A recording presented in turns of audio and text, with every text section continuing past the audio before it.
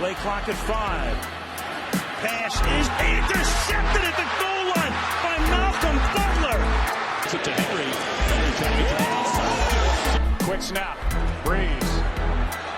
Pass is incomplete. No flag for Tommy Lee Lewis. Got him at the 40. It's Thomas at the 50. Skipper going free to the 30. To the 20. Thomas to the 10. Denver's going on the New England.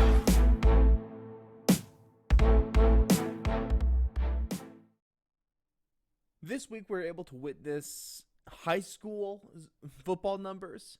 We were able to witness coaches absolutely eating their words again.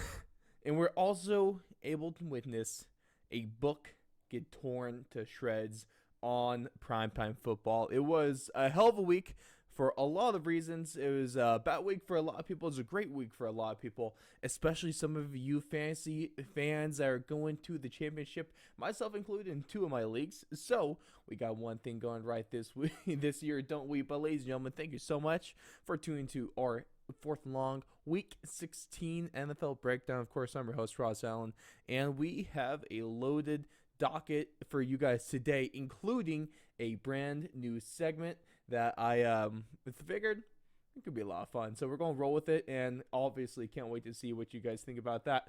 But, of course, as you guys know, we got a couple winners and losers that we have to go over for this week. We're going to overreact, or maybe we're actually onto something, including the Chargers. The Cardinals might being cooked, and should the Jags already be seeking their next quarterback? Then also we're going to take a look at Mac Jones. Is this a real version that we've been seeing the past few weeks? And then, like I said, the new segment, the highlights of the week. That's called Ross's Recap Review. We're gonna think about that one, I promise. And then we're gonna figure out what works best. Essentially, maybe I do a poll.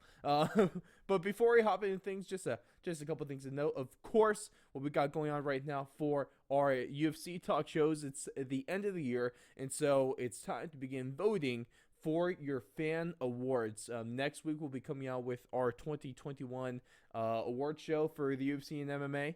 And right now we're doing our fan voting. Of course, we got for all sorts of categories. I mean, Car of the Year, Fighter of the Year, Fight of the Year, Submission of the Year, Knockout of the Year, Debut of the Year is what we got going on right now. Those polls are going on all week, so just go ahead and either check out on Twitter, which is at 4th Long Radio, or check out the polls in our story on Instagram. That's at 4th and Long Radio. Of course, you find links everywhere at the4thandlong.com.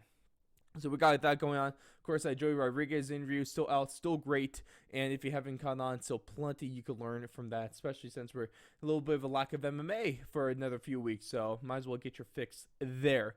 And then, of course, we got a bunch of NFL stuff that continues to come out. The Australian football continues to pump out every Monday with Don's disposal. And this week, we also have another Card Stonks that comes out on Friday the 31st. So bring in the new year with some card collecting knowledge. And of course, go ahead, the4thlong.com/apparel. Get a very nice tri-blend t-shirt like the one I'm wearing right now from the Certified Banger collection. Or best of all, you see that hat behind me if you're looking on video. Pre-orders going on right now.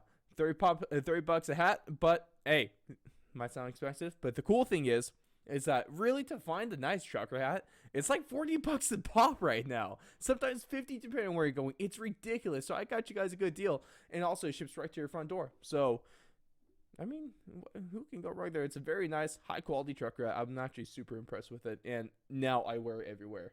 Not only because I'm whoring like to advertise myself as much as possible, but also because it's just a nice hat. All right.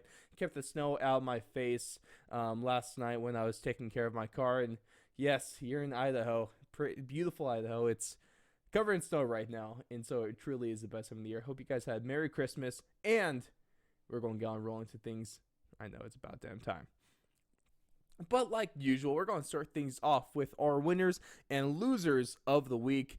And I got to say, number one here is a guy that helped me so much this week in fantasy. And that is Chargers backup running back Justin Jackson, because he filled in perfectly while Eckler was out. And he pretty much put up pretty identical numbers to what we've come to expect from Austin Eckler as well, because he had about 180 total yards, a couple touchdowns, ripped off some huge plays, some huge passing plays, some good running plays, and I mean, my scoring might be scoring's obviously a little bit different, but in my league, he scored 40 points. I think in more standard leagues, that's around 30 points. I had 25 or 30, so a really solid day for you fantasy owners, and especially if you Austin Eckler. And so, like, if you're like me, I have Austin Eckler. He was out. I got lucky as hell and got the put in the waiver claim for Justin Jackson. Got him. He saved me. Another thing that saved me was the Chargers defense getting negative 3 points, considering that I only won by 2.75 points. Oh, I got so damn lucky, but it doesn't matter. I'm in the championship now, and ultimately, at the end of the day, that's all that matters. We advance. Doesn't matter how lucky you get, but shout out to Justin Jackson, all right? And then winner number 2 goes to a guy that did almost the unthinkable. Brian Dabble did something to Bill Belichick defense that has never been done before. Of course, offensive coordinator for the Buffalo Bills. He had 420 yards of offense, 5.7 yards per play, 33 points, and best of all, 0 punts the entire game. No one's ever done that to Bill Belichick. So, if you're the first person to do something to Bill Belichick, I think it's pretty safe to say you had a good day, all right? And Brian Dabble had a great day, and this is a guy where, man, I want to see him call some plays for some certain teams, and also, I would not mind seeing him in Denver. Ooh, come on, hey, Brian Dabble, Denver. I think it makes a lot of sense. Definitely not saying no to that one, but this is a big proving game for the Bills, and now being the Patriots on the road really puts themselves in the driver's seat to win this division. They're more than likely to go and win this division now too, and so obviously that was key, freaking key. There's been a lot of questions about the Bills, but at the least the Bills have consistently had the top 10, top 5 offense in the league. So this is one less thing for them to worry about. Brian Dabble, huge reason why him, Josh Allen, and the Bills are seeing success, at least on the offensive side of the football. So, of course, he's going to be a winner from this week. And rolling on to our losers, it's a couple of quarterbacks that had big prove-it games this week, and both fell short. But for both of them, really, it wasn't entirely their fault. And for one of them, it's hard to make the argument that it was his fault, because the first one, we're going to talk about Broncos quarterback Drew Lock. Of course, there's been a lot of the questions about him, and I swear the debate on Drew Lock, if he's good or if he sucks, is such a dividing factor among Broncos country. It's ridiculous, but my opinion, of course, the opinion that matters most, at least to you guys, hopefully, is that Drew Lock can be a good quarterback. Right now, he isn't a good quarterback, and he's teetering on the verge of being a just downright bad quarterback. But he gave the Broncos a chance to beat the Raiders this week at Allegiant Stadium. He actually had, I think it was top 3 PFF grade this week, even though he only threw for 153 yards, no touchdowns, no interceptions, about 70% passing. So he doesn't really have that good. I think he had about an 85 grade on PFF. Joe Burrow, for throwing over 500 yards and 4 touchdowns, had a 87 is what I think it was. So that's why we should always be taking those PFF grades with a very, very good-sized pinch of salt. All right? Because they don't tell the full story. They don't, and this is just proof. But the only problem is the Broncos lost this game 17-13. It was a very close game all the way through, and one of their touchdowns really came off. It really was pretty much a pick six. But defender picked up the ball, tackled out around the one. Then, Javonte Williams ran in. Super great hole by the offensive line that play, by the way. But Drew Lock's receivers failed him. That's why he's a loser this one, because he was playing a good game, and he would have had a lot better numbers, and the Broncos probably would have won this game if Noah Fant didn't drop a ball. Albert O didn't drop a ball. Jerry Jeudy didn't drop a ball. I think Cortland Sutton dropped a ball. Guys that don't really drop much. Apparently, their hands just turn into sticks of butter when Drew Lock's playing quarterback. So he did not get much help there. Then the other guy I'm talking about here is Ian Book. Of course, he got his first start as a rookie playing for the Saints in prime time against the Miami Dolphins. And although, he didn't do great on his own, where he threw for like over 50%, 135 yards, no touchdowns, 2 interceptions, and a pick six on his third play of his career. So obviously, not great. But he didn't get much help from his team, did not get any help from his offensive line whatsoever. He was sacked 8 times in this game. Now, there's almost no quarterback in the league, whether it's Teddy Bridgewater, whether it's Cam Newton, whether it's Tom Brady, Aaron Rodgers, that can have a good game when they're on the ground 8 times. Well, when they're sacked 8 times. Hell, he was knocked down a couple more times than that, so he's on the ground in double digits. Not a lot of quarterbacks. Almost no quarterback is going to have a good game when that happens. All right, so yet to come a little bit of slack. I'd still like to see what he can do, but this is just a long stretch of Notre Dame quarterbacks that can't win football games for whatever reason. So, Notre Dame, that's a tough thing you guys got going. And it's also just weird seeing a guy that you played against in high school playing on primetime football in the National Football League. Yeah. Also, if you were wondering, he was really freaking good in high school too, and he kind of threw all over us in the playoffs. But thank God we're past those days.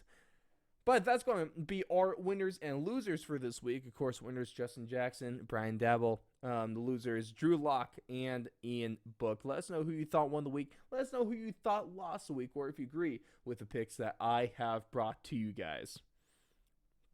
Now, let's hop into our reactions. Of course, the way this works, I bring a few statements to the table. Of course, you can get this in on this action early by going onto our socials, either Twitter or Instagram. Find the links at thefourthandlong.com. And I put out my NFL overreactions every Monday. These shows come out on Wednesdays. So if you want a little sneak peek, go ahead, hop on those, and let me know your thoughts when I post them every Monday. But the first one is going to be, the first thing we're going to take a look at here is that the Jacksonville Jaguars should move on from Trevor Lawrence. Now, it's safe to say that Trevor Lawrence has not had that great of a rookie season. If you just take a look at the stats, he's about 59% completion percentage, 3,225 yards, 9 touchdowns, 14 interceptions. Those aren't great numbers, but also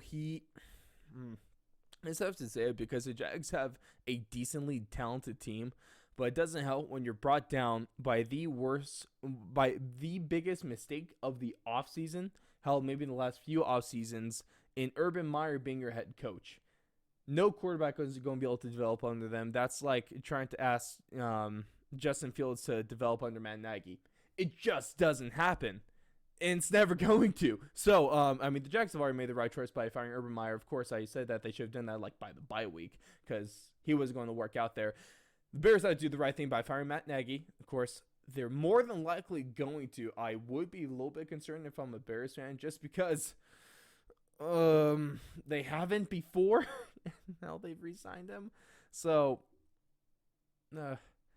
cautiously optimistic is what I recommend to be right now. He has said that he expects to be coaching the next 2 games. As soon as that's done, they better just freaking can them. Hell, I know the Bears are probably not going to fire him until the end of the season because they never have as a franchise, so that just doesn't seem like something they do. They probably want to keep that streak going. But at the same time, it wouldn't hurt to at least announce that you're going to fire him so you can get started on the hiring process, in the interview process, like what the Jags are doing.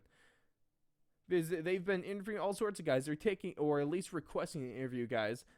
People on the coaching list include Packers offensive coordinator Nate Hackett. It includes, defensive coordinator, offensive coordinator for the Bucs, Brian Leftwich and Todd Bowles. They're going after the Cowboys coordinators and Kellen Moore and Dan Quinn. And then they're going over with former Eagles head coach Doug Peterson. So they have a good slate that they're going with. And actually, I'm super happy with the names they've been looking at so far. But is it too late to save Trevor? I don't know. What a lot of people like to take a look at, especially with any rookie quarterback that struggles their first season, they like to use Peyton Manning as an example. And he could be a really good example. Of course, he was not good in his rookie campaign. And then he turns around, he almost does a 180 the next season. And then, of course, after that, the rest is history. 2-time Super Bowl winning quarterback, MVP, all sorts of awards, and the NFL Gold Jacket. All right. So, safe to say he turned it around after that first week. His stats, if you want to take a look at just compared to Trevor Lawrence's, was 57% completion percentage, threw for his 3,700 yards, 26 touchdowns, 28 interceptions. Now, it's that part where I think that this narrative maybe falls apart a little bit, or this comparison, because Peyton Manning, he made a lot of mistakes, a lot of interceptions, 28 of them, a lot of pick sixes. He was not a clean quarterback, but at least he had a decent amount of offensive production to back it up. The problem with Trevor Lawrence is that he's just not doing anything. He's throwing for 14 interceptions, only 9 touchdowns on the season. I think he's combined for like 1 the last 4 or 5 games. At least when Peyton Manning was throwing interceptions, he was also throwing almost the same amount of touchdowns when that was happening. Trevor Lawrence is throwing interceptions, and he's not really doing anything with this with the scoring. So it's way less excusable. He doesn't look comfortable in the pocket. He doesn't look comfortable on that offense. But at the same time, there's you can't use for a start. This is absolutely an overreaction. There's no way in hell that the Jags already are looking to move on from Trevor Lawrence. This guy is a freaking franchise. He can very well be a franchise quarterback. I would much rather prefer the Jags if I'm them.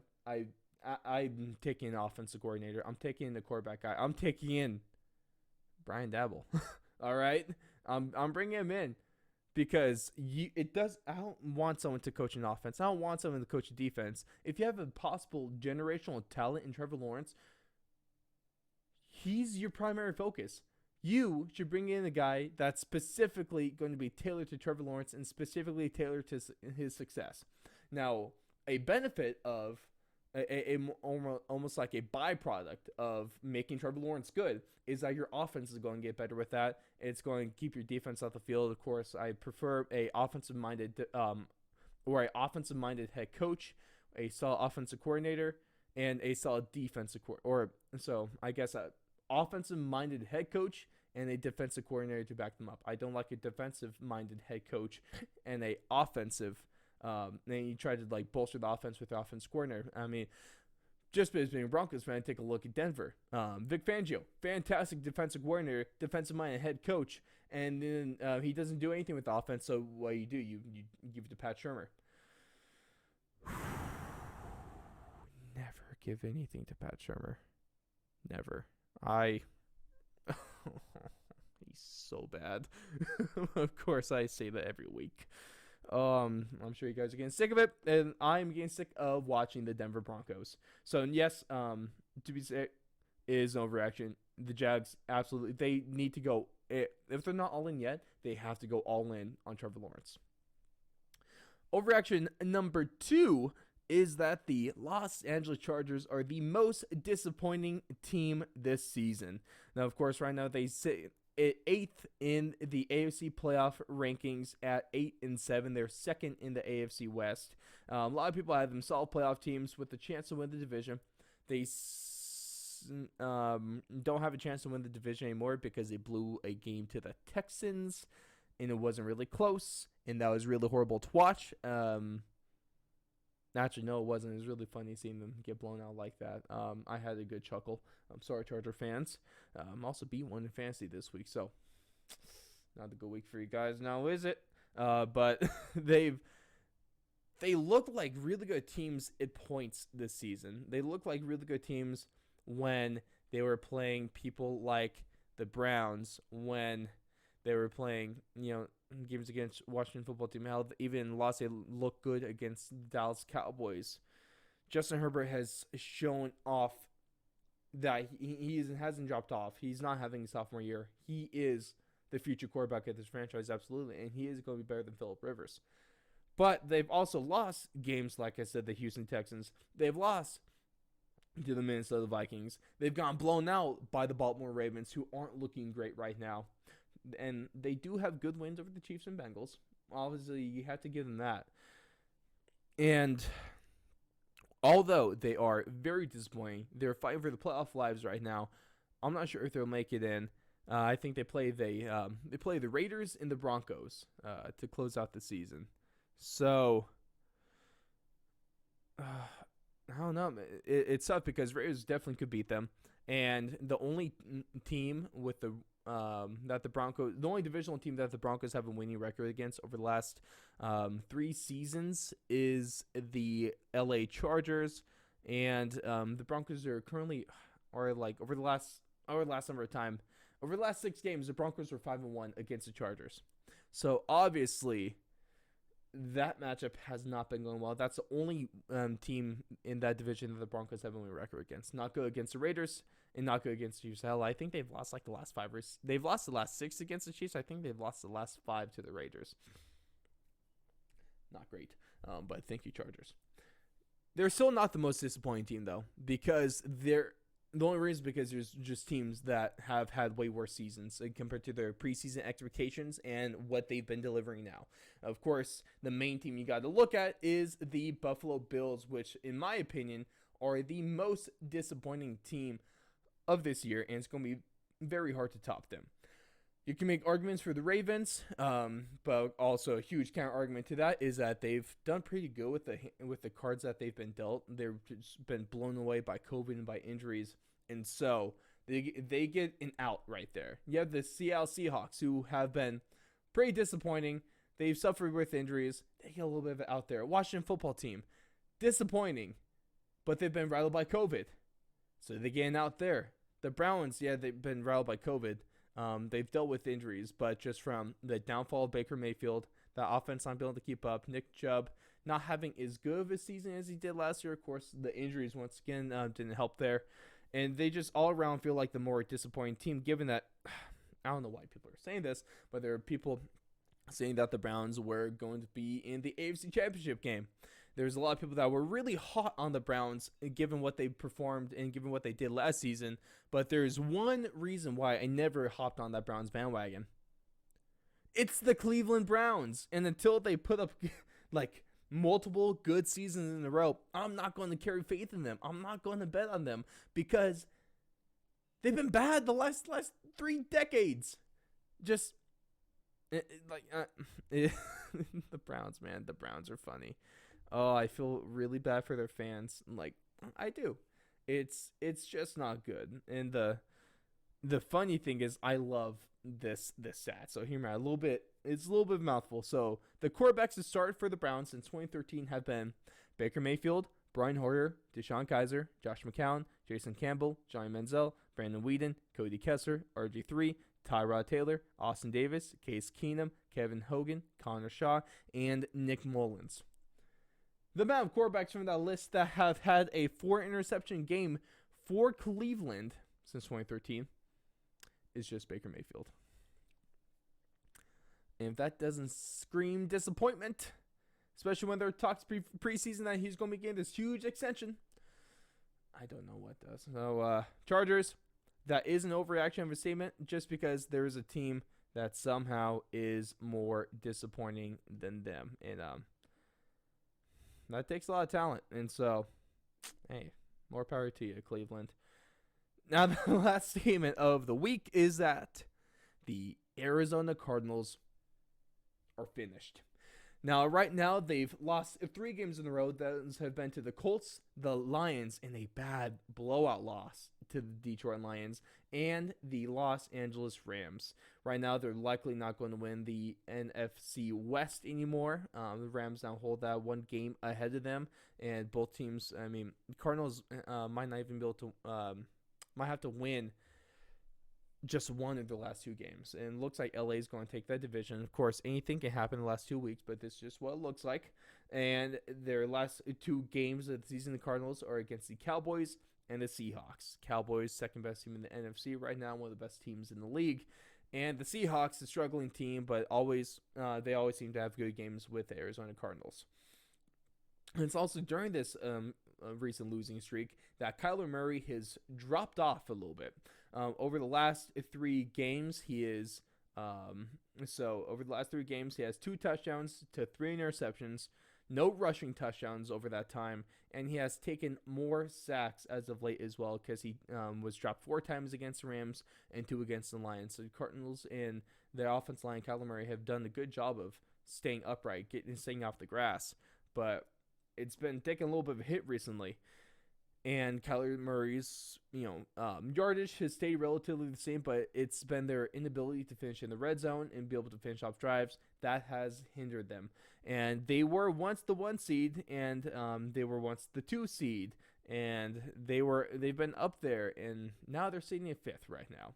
And this is the best spot that they're going to be able to wind up in, most likely just because they won't be able to get that division win. And the problem here is they do have a playoff berth clinched, but they can still technically fall to the 7th seed if they lose out, and if the 49ers or Eagles win out, or heaven forbid they both win out too. It'll just be madness. So, Cardinals obviously not in a good spot. It hasn't helped that DeAndre Hopkins is out until playoffs. It hasn't helped that J.J. Watt has been out for a while, but I mean, obviously that has had an impact on just more than these last 3 games by themselves. Chandler Jones has disappeared since week 1, and I think that rushing attack needs to do a little bit better there. And this is one thing that we're kind of worried about. Like Alex and I were talking earlier in the season that, yeah, the Cardinals have gotten off to this really hard start, but can they sustain it? We saw last year where they had a chance to make the playoffs, and they kind of fumbled the bag at the end of the season. Obviously, they're still in the playoffs here, but they have a chance to fumble the bag and wind up with way worse seeding than they really should be at. They're fumbling the division title right now as well. They were in the driver's seat just 3 weeks ago. Now they're not. And another thing we're talking about is that it's a young team, and it's led by young coach in Cliff Kingsbury, and no one there has really has been able to prove themselves besides DeAndre Hopkins. We know he's a really good wide receiver. We know J.J. Watt has been a really good pass rusher. We know Chandler Jones has been a really good pass rusher. We know that their defense plays pretty well. And we know that Budda Baker is one of the better safeties in the league. Absolutely. But we haven't really been able to see them close out a season, and just kind of come up clutch, to put it that way. So the Cardinals do worry me, because if right now let's take a look at the current playoff picture in the NFL, because it's kind of shaping up to do some weird things right now. Let's assume that the Cardinals say they're a 5th. Their path to a NFC Championship game berth and subsequently Super Bowl is getting harder. Right now, of course, they had that one game against the Cowboys, and hell, that could be a potential playoff rematch, depending on how everything falls into place. We could see the Cardinals actually play the Rams, depending on how things shake up in the NFC. Obviously they're going to be playing up a seed, so they're going to be playing anyone between the Bucs, the Rams, and the Cowboys, more than likely. I'm not sure if I like their matchup against the Bucs. They were 1-1 against the Rams this season, and obviously we're going to find out in week 17 how they fare against the Cowboys. But I'm not sure if I like them. I'm not sure if I like them in that matchup as well. So the Cardinals have a tough road ahead of them, not only to end the season, but also to see if they can really contend the playoffs. And I don't think this is an overreaction. I do think that the Cardinals' actual hopes in making a playoff run are done. I don't think it's going to happen, at least not this year. They still have plenty of time to get everyone better. They still have plenty of time to really build on a really good foundation that they currently have. But the pieces are not in place right now. And that's not necessarily, I'm not trying to knock their team. They're just a young team. And to win the playoffs, 9 times out of 10, it takes experience. And I know it might be a tried and true. It might be like an overstated kind of thing here, but it's tried and true. It's proven time and time again that a lot of the times, and majority of times, that a veteran team will be able to play better once it comes to those really big, really crucial, big-time games. the Cardinals have a lot of potential, just not this year. But of course, let me know your thoughts on that, whether it be in the comments on YouTube, on Rumble, hit us up on our social medias at Twitter and Instagram, or best of all, leave a 5-star review over on Apple Podcasts. Are the Cardinals done? Should the Jags move on from Trevor Lawrence? And also, is anyone more disappointed than the Chargers? Is it the Browns? Who do you think right now is the most disappointing team in the league? Now, one more thing before we get to the Ross's recap of the week, what I want to take a look at is talk about another quarterback here, and that is New England Patriots quarterback Mac Jones. And it's kind of fun to follow up from the Cardinals to the Patriots because they're kind of two teams in similar positions where they're really hot, and now they've lost multiple games in a row, and their quarterback play has diminished over those losses. And the question really you have to ask right now is the Mac Jones we've seen over the last 3 weeks the real Mac Jones? Because before the season, or before these last 3 weeks, Mac Jones was looking like the clear favorite for Offensive Rookie of the Year. It also helps that he's a quarterback, so it's going to make it that much easier for him to win that award. But he's had a above average rookie season. He's been the best quarterback of his draft class, and it's been impressive because I guess it helps that he has really good weapons offensively. He has a great defense to back him up, and obviously he has the best head coach in all of football in NFL history to be for sure there. But he's exceeded expectations from a lot of people. I don't think most really felt that Mac Jones was going to be a franchise quarterback. I mean, who from Alabama has ever been? No one from Alabama has ever been more than a solid backup quarterback.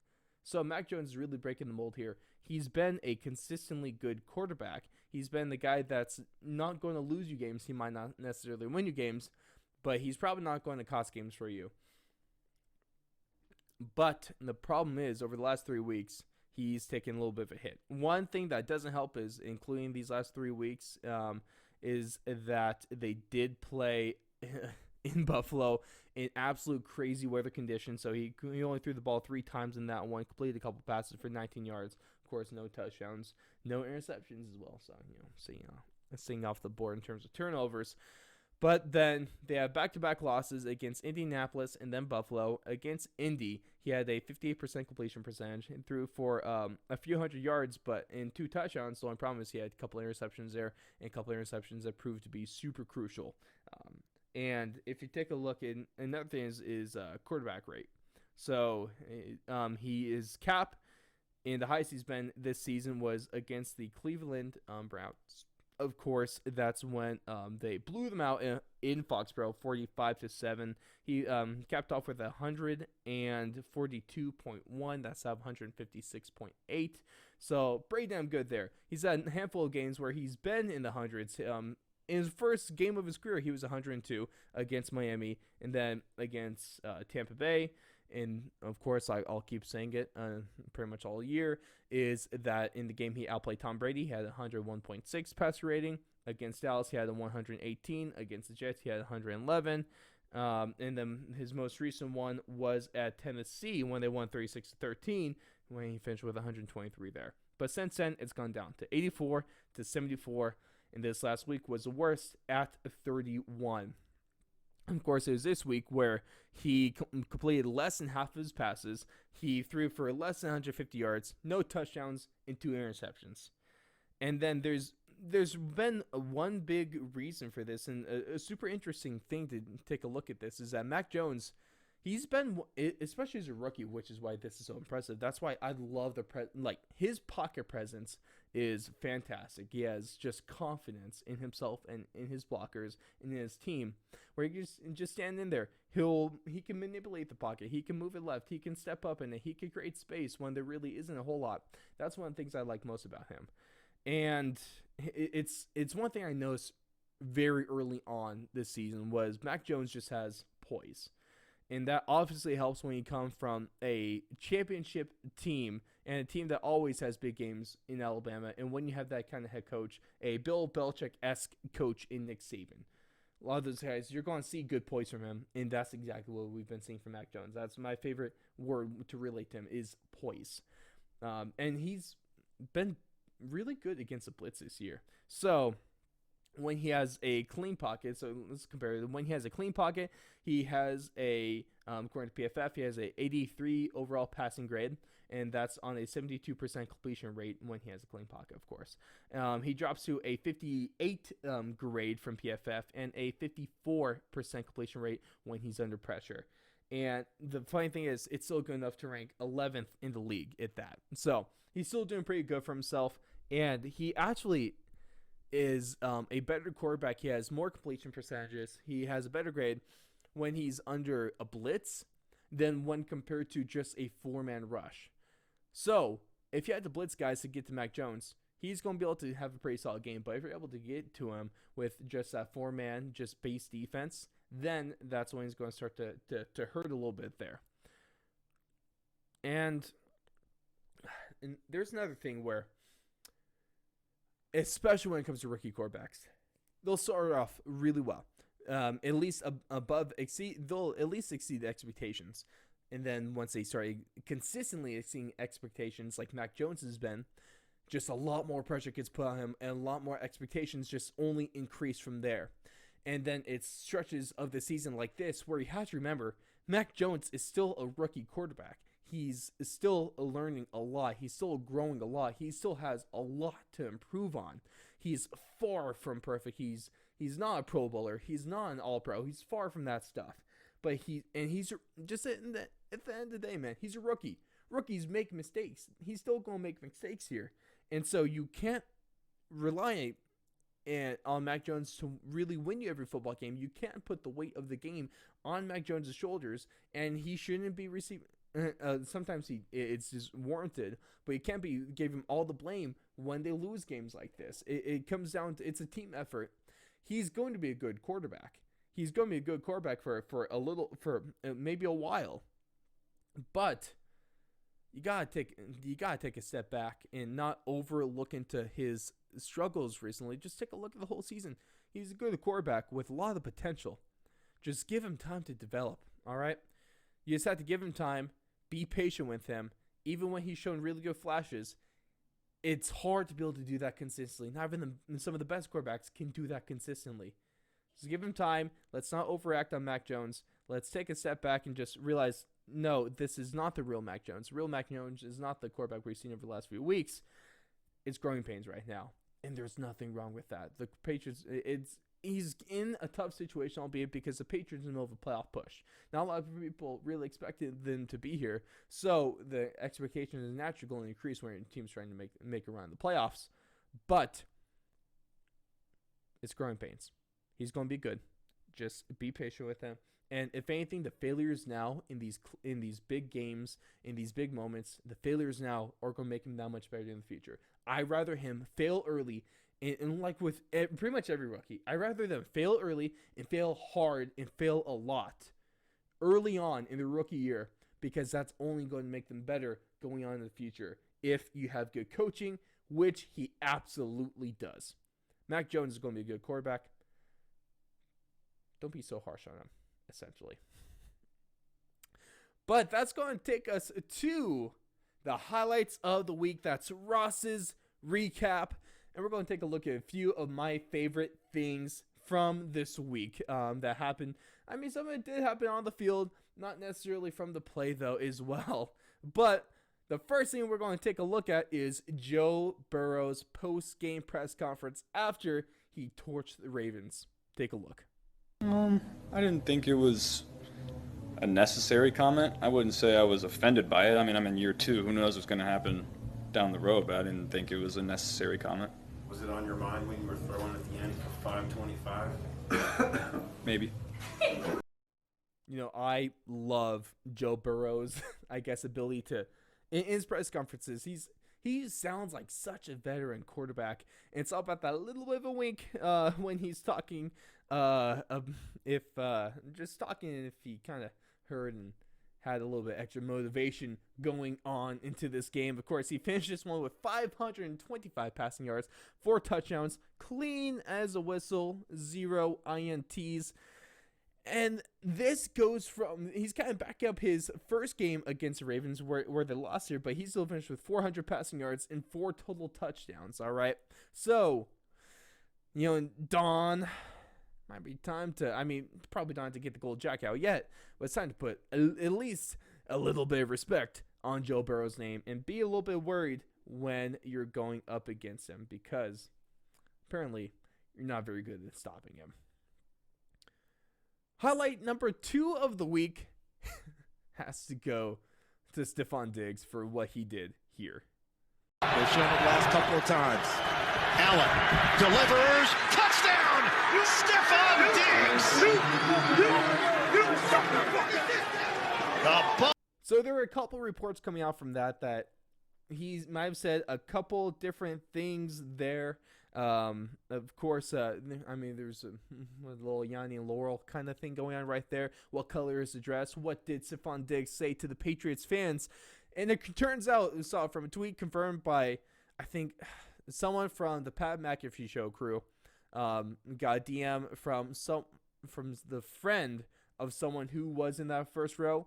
And Stephon Diggs, of course, did say, "Shut the F up" to those fans. And honestly, I love these hot mic moments. The XFL a couple years ago was full of them, and I love it. It's so funny, just because when you play football, this is what you hear all the time. So of course, I'm super accustomed to it. Just hearing profanity, kind of trash talk like this.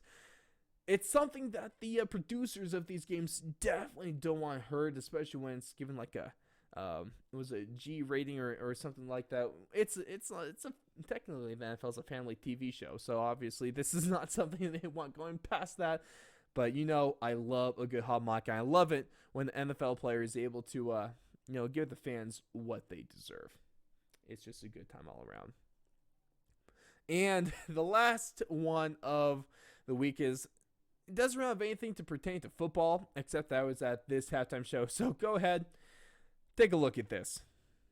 Corgis lined up, the owners with their self-esteem on the line, with their pets racing in front of 60,000+ fans. It looks like yellow, like green. Green crossed the goal line first. We're going to have to review this one, but the Corgis are excited. Come on, what's not to love about a freaking Corgi race at halftime? Dogs are really great stuff. We've seen dogs bouncing acts. We've seen those really long frisbee throws where the dog goes out and catches it.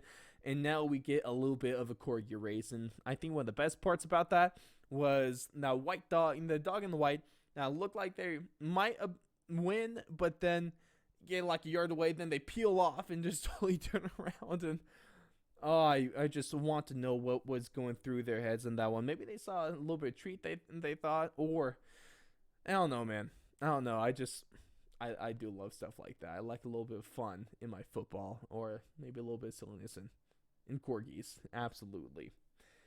But, ladies and gentlemen, we're about ready to cap things off. And, of course, the best way to do that, and the only way that we know how to cap these shows off, is with none other than the Nene of the Week. And the award for this week goes to, I know there's some people trying to defend her and trying to be nice, but I think it was freaking stupid, all right? Bill Belichick loses the football game, pretty much essentially loses the division. This is a super important game that they flat out just kind of crap the bed, all right? And he's at the post-game press conference here, and someone who's not even talking about football, I don't think even they're a sports reporter, tries to ask Bill Belichick what their New Year's resolution is going to be. There's a lot to be said about the right time and the right place. And this question was not asked at the right time, nor was asked at the right place. And there's some people, I think, calling it brave. No, this is just stupid. I do not believe that she had enough idea of what was going on to be brave about this. I think it was just pure stupidity. And I might sound like old ass. I might sound like a bit of an asshole. But I don't think anything like this has a place, especially at that time or place of a press conference. I know as a player, I hated being asked almost anything after a loss. And to be asked stupid stuff is even worse. I can't imagine what it's like for Bill Belichick to lose a super crucial game and then just get asked probably one of the dumbest questions that anyone has ever asked him. All right. Maybe save that for a practice week next time, or, a winning coach that is having a good time and not this. And also, little bonus content here. I do have a very rare extra Name of the Week, and this goes to, it's more of a personal thing. Nothing that happened in the wide world of sports. Goes down to one of my fantasy football leagues, my favorite one that we've been going for like 6 years now, I think. It's semifinals week. All right, get a chance to go to the finals, win the prestigious Gamecock. All right, and Ryan, one of my buddies, Ryan, was having a really good week. It looked like he was going to win this football game because he had Dak Prescott, and Dak Prescott was going off. But he gets sacked in the third quarter. And you want to know how many points that Ryan loses by? And how far or how close he came to making the championship game for the first time that he was trying to make it for the first time ever for him in this league? 1 point away. He was 1 point away, and then they sat Dak, and that was his last player, and he scored 0 points the rest of the time. That's freaking heartbreaking. That's disgusting, and I just feel outright awful for him because no one should have to experience that kind of heartbreak. That's so freaking tough. I couldn't believe that. I could not believe that. So, Ryan, you get nay-nayed, but I feel for you. So thoughts stay with you this week. That's a tough one. But ladies and gentlemen, that's going to do it for us on our Week 16 NFL breakdown. Of course, 2 huge weeks of the NFL regular season coming up. There's going to be a lot to talk about, so you better stay tuned. And the best way to do that is by subscribing on YouTube, follow us on Spotify, Apple Podcasts, anywhere you get your podcasts from. Check out everything at thefourthlong.com. Follow our Instagram. Follow our Twitter. Just follow everything and do yourself a huge favor. Do me a huge favor and just watch everything. Follow everything, like everything, retweet everything, repost everything. Just do it. Or if you don't really want to do all that, but still want to support the show, of course, 2 really great ways of doing it by pre-ordering our super. Like I said, I'm really happy with our trucker hats and how those came out. Go ahead, get going on the Certified Banger collection or a plethora of our other clothing options. And know it's winter, so it might not be tank top season. Of course, we have those if you really want to. But we got hoodies, we got sweaters with the crew necks, we got long sleeves, we got all sorts of good stuff. So go ahead, thefourthlong.com/apparel. Get yourself hooked up for a relatively cheap price compared to a lot of the other stuff out there. And if you want even more of a cheaper price, you want a discount, let's get you a discount code by going on over to patreon.com/fourthandlong. And for just $1 a month, the tiers of $5 and $10, you can get not only discounts, but a bunch of other goodies. So go ahead, become a very prestigious Patreon supporter today. And of course, huge thank you to our Patreon supporters. Shout out to the biggest one and the best one, Ray Rodriguez, for all your card collecting needs. Go ahead and follow at the Big Bat Box on Instagram. And best of all, go ahead and tune on into Card Songs every other Friday, one coming out on the 31st. What better way to end the year than with a relatively new show? All right. Shout out to Ryan Watson and Neil Wiley. Ladies and gentlemen, thank you so much for tuning in. I've had a blast as always. Thank you guys so much for tuning in, and cannot wait to see you as you go into an extra week of football. And for all you in the fantasy football playoffs, or I guess more than likely the championship game at this point, good luck. And good luck to me too, because I'll need it. See you guys next week.